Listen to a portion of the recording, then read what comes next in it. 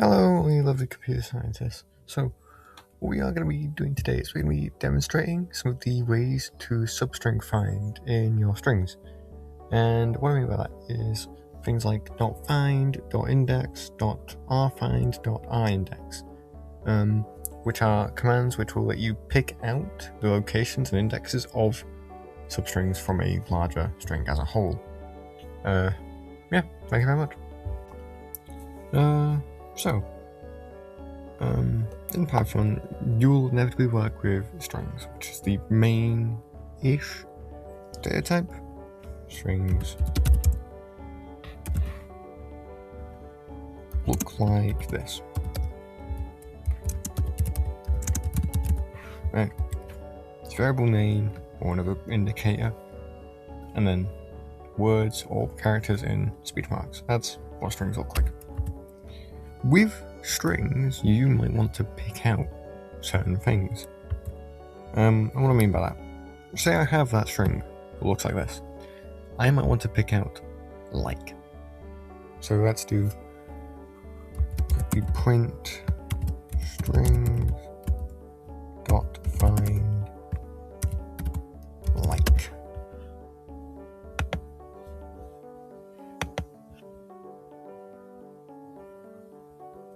Five. Now, you might question, why does it say 5? Well, simple. What .find does is it will return the index number of the beginning of the first instance of the substring. So, even if I enter another like at the end, output did not change because it started from left to right. Now, how we can test this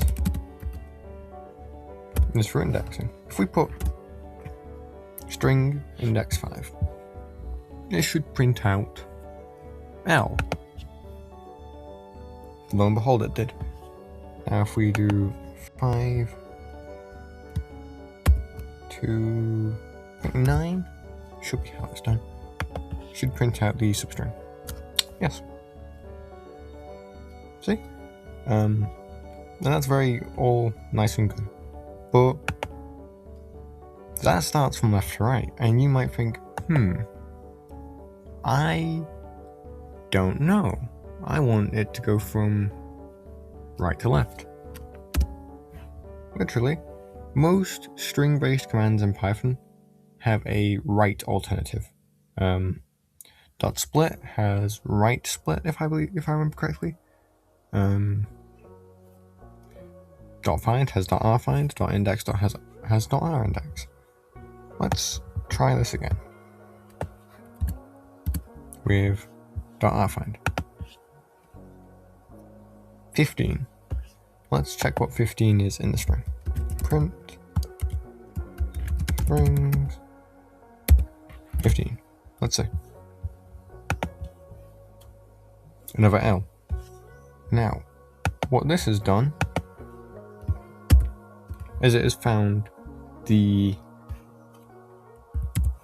I do 15 and 19, it should equal like again. Like. So what it has done is it has gone from right and gone back until it has had the desired substring and gone for the leftmost index of the rightmost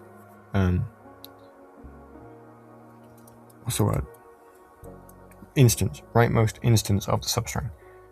And yeah, like as you can see, inputting the index and then whatever after has returned that.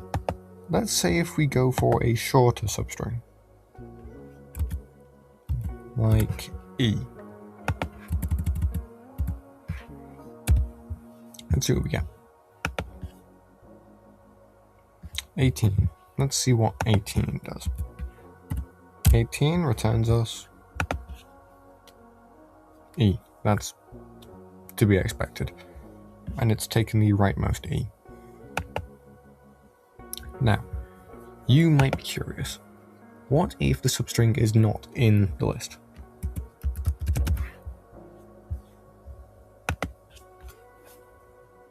-1. And this goes the same for both versions of .find. If the desired substring is not in the string, then it will return -1. I think one of the older versions of Python would return 0. Don't quote me on that though. Yeah, so if it's not in the string, returns -1. If it is in the string, returns the beginning index of the substring. And depending on what find you use, it does it from right to left. I don't believe there's .lfind. Yeah, no .lfind. So assume that if you've got a string-based command, that it starts from left to right. Now, there is more than one way to do string finding. There's also .index. Now, let's do the same scenario with the substring like 5. As you can see, it's returned the same thing as .find. Strings 5, once again, equals L. And if we do 5 to 9, same thing. But one of the main differences with .index is, if I remember correctly, it's how it handles missing substrings. It returns an error. So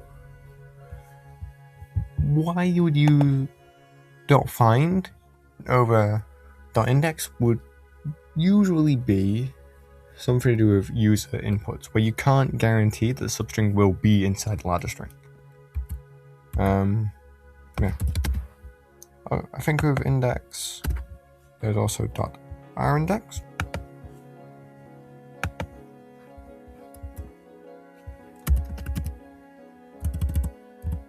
Sorry about that. The software cut out for a second. Back to what I was saying. Oh yeah, rindex. Similar to .find, index has a write version. Literally,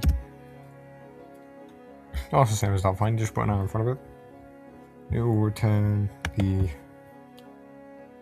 beginning index of the rightmost instance of the substring. Yeah, basically identical to index but from the right side. And just like standard .index, if you can't find it in the list, it will return a value error. Yeah. So in conclusion with these 4 commands, .find is more robust for a program because it doesn't always have to work. .index is usually a bit faster, but obviously it's a bit less robust, because if .index doesn't find the thing, it will not return -1 or a 0 in like Python 2, something like that. It will actually crash the code, which is why most developers decide to use .find instead of .index. But it all depends how confident you are with your users. And once again, index. Yeah, if you're very confident that your users will act in proper accordance, you can use .index and .rindex with decent confidence. But if you don't trust your users, which is what should be the standard, I'll say this, as a developer, never trust your users. Never. Plan for the worst, hope for the best. If you don't trust your users, use .find and .rfind. Yeah, that's about it. Thank you all very much for watching the video. I do hope you learned something, and if you did, please like, comment, and subscribe, especially comment, because I love learning how you learn, and if I know what helps you learn the best, I can make the best videos to help other people learn. It's a bit strange not using the Trinket integrated development environment. I used that for so long and it's shutting down this year. But Pick Code is decent. Not sponsored by them either. Yeah, bit odd. Anyway, thank you. Happy coding.